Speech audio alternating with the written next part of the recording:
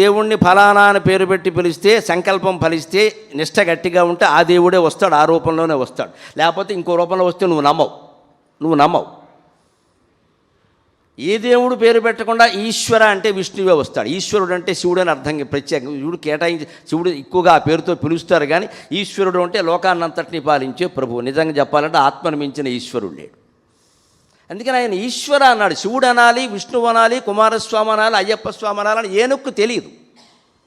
ఆయనకు ఆపద వచ్చిందే ప్రార్థించాడు.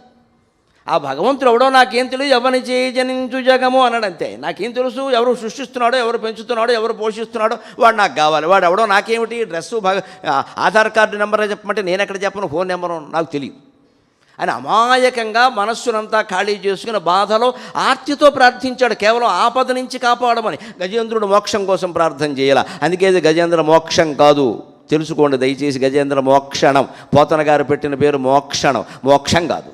మోక్షం అంటున్నాం మనం ఇక్కడ. మోక్షణం అంటే విడుదల, మోక్షం అంటే పూర్తిగా ముక్తి, అది వేరండి. ముక్తి వేరు, విముక్తి వేరండి. జైలు నుంచి విముక్తి చెందాడు అంటారు, జైలు నుంచి ముక్తి చెందాడు అనరు. జైలు నుంచి ముక్తి ఉండదు.